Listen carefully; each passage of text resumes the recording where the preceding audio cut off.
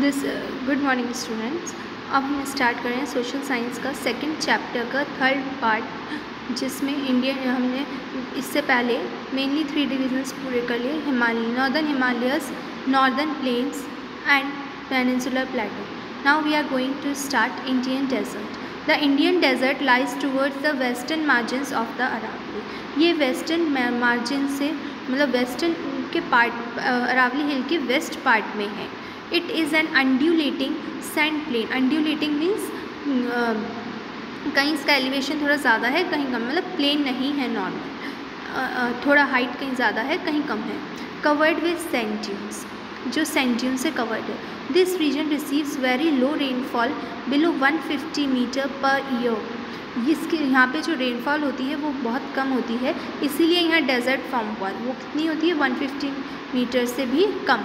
It has arid and climate with low vegetation cover. यहाँ का जो क्लाइमेट है वो बहुत एरिड है और वेजिटेशन भी कम होती है क्योंकि सूटेबल कंडीशंस नहीं है। Streams appear during the rainy season, soon after they disappear into the sand as they do not have enough water to reach the sea। यहाँ पे जो स्ट्रीम्स होती हैं वो कहीं जाके अरेबियन सी एंड यहाँ गिर नहीं पाती क्योंकि उनका जो वाटर है बहुत कम होता है। ये डेजर्ट एरिया है और यहाँ पे रिवर्स के पास रेनी सीजन के वाटर के सिवा और कोई सोर्स नहीं है। Luni is the only large river. यहाँ पे सिर्फ लूनी ही एक लार्ज रिवर है। Birchens crescent shaped cover large areas, but longitudinal dunes become more prominent in the Indo-Pakistan boundary. If you visit Jaisalmer you can see। यहाँ पे हमें बहुत ही अच्छा एक लैंडफॉर्म देखने को मिलता है। दे आर सैंड ड्यून्स जो विंड इरोजन एंड डेपोजिशन के कारण बनता है। The coastal plains. Now we are starting with fourth, that is coastal plains. The peninsular plateau is flanked by the narrow coastal strip running along the Arabian Sea of the west and the Bay of Bengal on the east। Coastal plains, western coastal plains हैं, 2 parts में divided हैं, and one is western coastal plains and one is eastern western। जो western coastal plains हैं वो किसके बीच में है? Arabian Sea and Western Ghats के बीच का सैंडविच एरिया, मतलब दबा हुआ एरिया है। ये नॉर्थ प्लेन है टोटली और ये 3 पार्ट्स में डिवाइडेड है।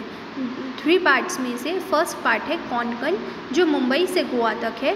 देन सेंट्रल स्ट्रेच है जो कन्नड़ प्लेन है, एंड वाइल द साउथ जो लास्ट पार्ट है उसको बोलते हैं मालाबार कोस्ट। थर्ड पार्ट आता है इसका, नेक्स्ट हम पढ़ेंगे the plain along the bay are wide and northern से।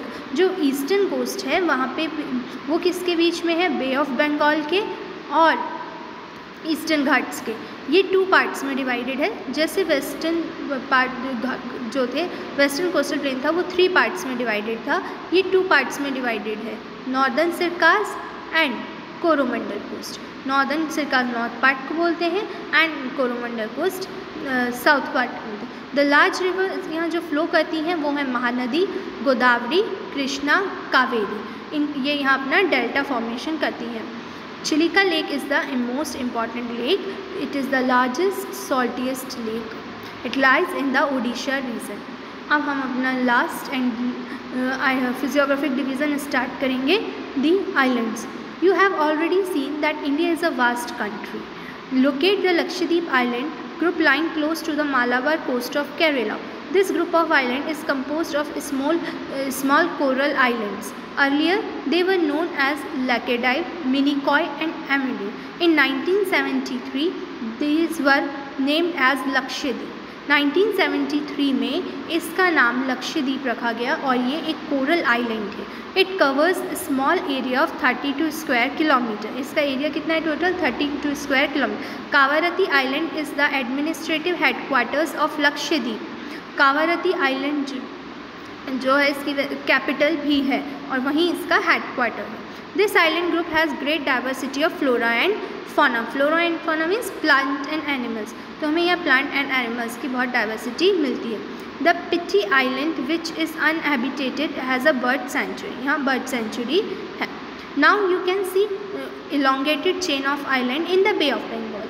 इलोंगेटेड मीन्स एक लंबी सी लॉन्गिट्यूडनल चेन है आइलैंड की जो कि बे ऑफ बंगाल में है, उसे हम अंडमान एंड निकोबार बोलते हैं। They are bigger in size and are numerous and scattered.